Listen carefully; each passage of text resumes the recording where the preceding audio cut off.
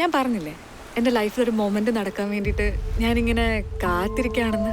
ഇത് മനു എൻ്റെ ഫ്രണ്ടാണ്, ഡയറക്ടറാണ്, ലവനാണ് എൻ്റെ എക്സ്.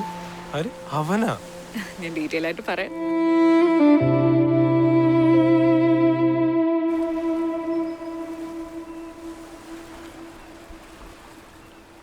നീ വലിയ സംവിധായകനും എഴുത്തുകാരനും ഒക്കെ അല്ലേ? ശ്യാമിനെ കണ്ടിട്ട് എന്ത് തോന്നി? എന്തു തോന്നാൻ, അവനൊരു പാവാണ് തോന്നി. അല്ല, അവന്റെ മട്ടുമാവ് കണ്ടിട്ട് എനിക്കൊരു പാവം പോലെ തോന്നി. അതോ ഉദ്ദേശിച്ച? നല്ല വിഷമമുണ്ട് തോന്നുന്നു അല്ലേ?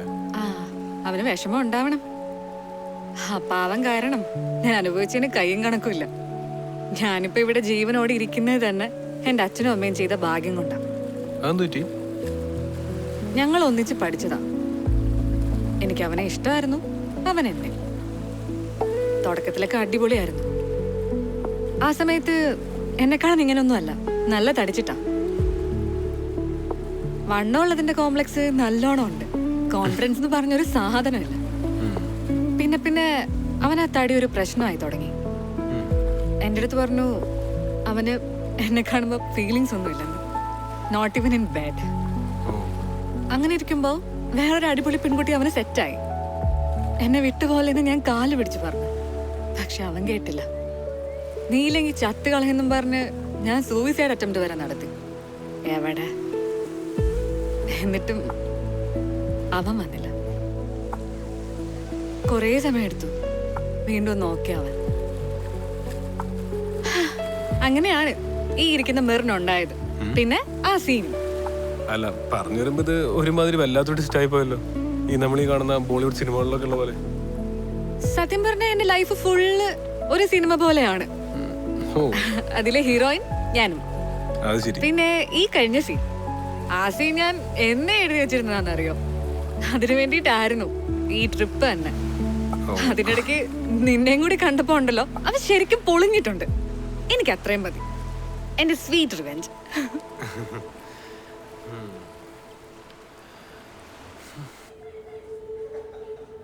എടാ നിനക്കിപ്പോ എന്താണ്, എല്ലാം കഴിഞ്ഞതല്ലേ? എടാ നിനക്ക് അങ്ങനെ പറയാം. എടാ എനിക്കത് കണ്ടിട്ട് സഹിക്കാൻ പറ്റുന്നില്ലടാ. എടാ എന്ത് ഹാപ്പി ആയിട്ടാ അവൾ എൻ്റെ അടുത്ത് സംസാരിച്ചത്. പിന്നെ അവള് നിന്നെ കാണുമ്പോ കരയണായിരുന്നോ? എടാ നീ ആയിട്ട് അവളെ ഇട്ടേച്ച് വേറെ ഒരുത്തിയുടെ ഒപ്പം പോയി. നിനക്കറിയാലോ നീ അതിനോട് എന്തൊക്കെ ചെയ്തിട്ടുണ്ട്. അവൾ എന്തോരം കരഞ്ഞിട്ടുണ്ടോ നിന്റെ അടുത്ത് വന്ന്. എന്നിട്ടിപ്പൊ അവൻ, നീ എന്നെ കൊണ്ടൊന്നും പറയിപ്പിക്കരുത്, വച്ചിട്ട് പോയ നീ. കർമ്മ എന്ന് പറയുന്നൊരു സാധനം ഉണ്ടളിയാ, അത് നീ എപ്പോഴും ഓർത്താൻ നല്ലത് കേട്ടാ.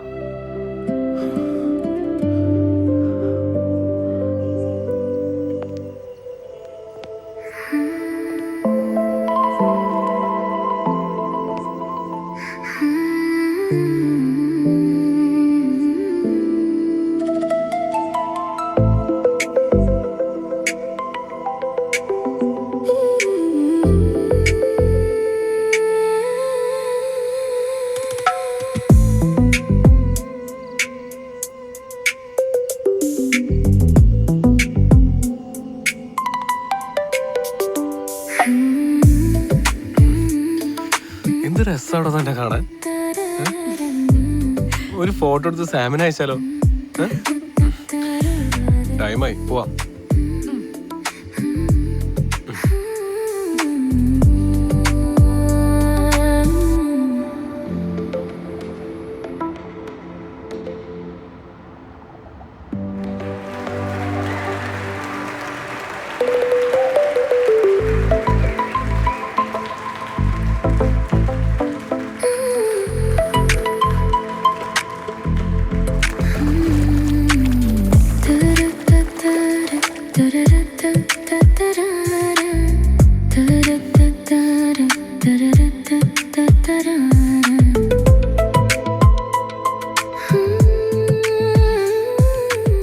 എന്ത് രസമായിട്ടാ അവരുടെ സ്നേഹം നീ സ്ക്രീനിൽ കാണിച്ചിരിക്കുന്നേ.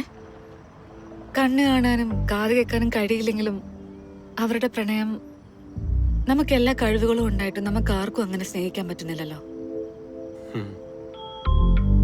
ഞാൻ ആലോചിക്കായിരുന്നു, ഇത്രയും മനോഹരമായിട്ട് സ്ക്രീനിൽ സ്നേഹം കൊണ്ടുവരാൻ നിനക്ക് പറ്റിയെങ്കിൽ നീ യഥാർത്ഥത്തിൽ എത്ര മനോഹരമായിട്ടായിരിക്കും പ്രേമിക്കുന്നത്.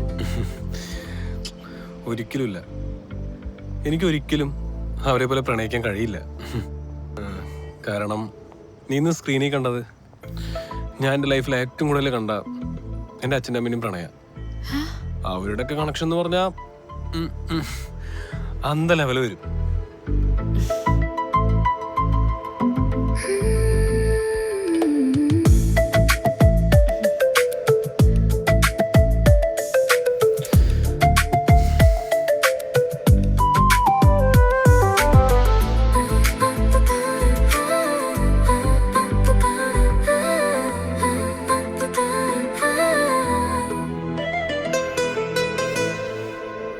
ഇനി എങ്ങോട്ടാ യാത്ര? അച്ഛൻ്റെ അമ്മയുടെ അടുത്തേക്ക്. അവര് ദുബായിലല്ലേ. അത് കഴിഞ്ഞ് ചേട്ടൻ്റെ അടുത്തേക്ക് പോകും. അവരുടെ ഒപ്പം കുറച്ച് ദിവസം. പിന്നെ അവിടുന്ന് അടുത്ത യാത്ര. എന്നാ നാട്ടിലെത്തിയിട്ട് വിളിക്ക്, കാണാം. ആലോചിക്കാം. നിനക്കെന്താ പ്ലാൻ? എനിക്കെന്ത് പ്ലാൻ? എഴുത്തെല്ലാം പൂർത്തിയാക്കണം.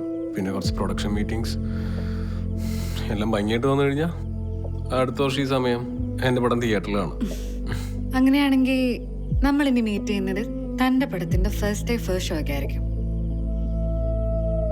അതെന്തത്ര ഡിലേ? നാട്ടിൽ വരുമ്പോൾ കാണാൻ പറ്റില്ലേ? കാത്തിരിപ്പിനൊരു സുഖമില്ലേ?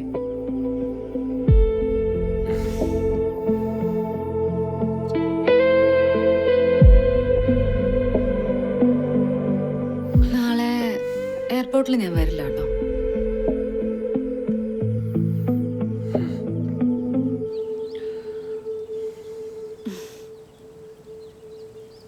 വേഗം പോയി സിനിമയൊക്കെ ചെയ്തിട്ട് വാ. എന്നോട് വന്നോടെ എയർപോർട്ടിലേക്ക്? വേണ്ട, ഞാൻ ഇന്നലെ പറഞ്ഞതല്ല ഞാൻ വരില്ലെന്ന്.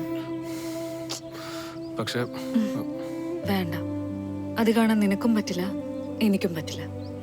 അപ്പോ എത്രയും പെട്ടെന്ന് നമ്മൾ കാണുമെന്നുള്ള പ്രതീക്ഷയില് ഇവിടെ വെച്ച് നമുക്ക് പിരിയാം. അതല്ലേ നല്ലത്.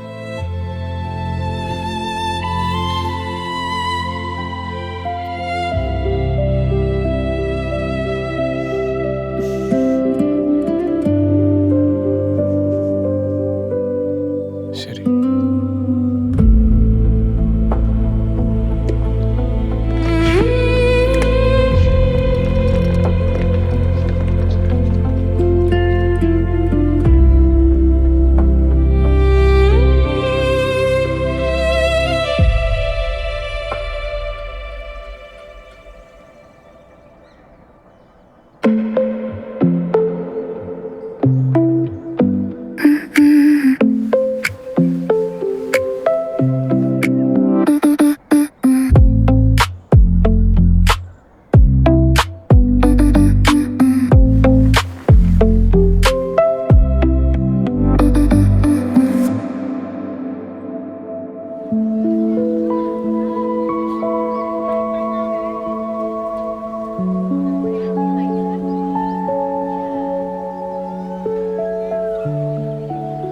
അതെ, താൻ എന്തിനാ ഇത്ര കഷ്ടപ്പെട്ട് നാട്ടിൽ നിന്ന് ക്യാമറ കൊണ്ടുവന്നത്?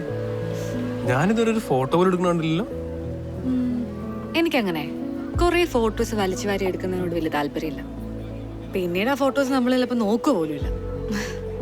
ഈ യാത്രേനെ പറ്റി ഓർമ്മിക്കാൻ 1-2 ഫോട്ടോസ് ആ ഫ്രെയിം വരുമ്പോൾ ഞാനതങ്ങ് ക്യാപ്ചർ ചെയ്യും. അങ്ങനെ ഓരോ യാത്രയുടെ ഓർമ്മകൾ സൂക്ഷിക്കുന്ന ഒരു ഡയറി ഉണ്ട്. അതിലുണ്ടാവും ആ ഫോട്ടോസ്.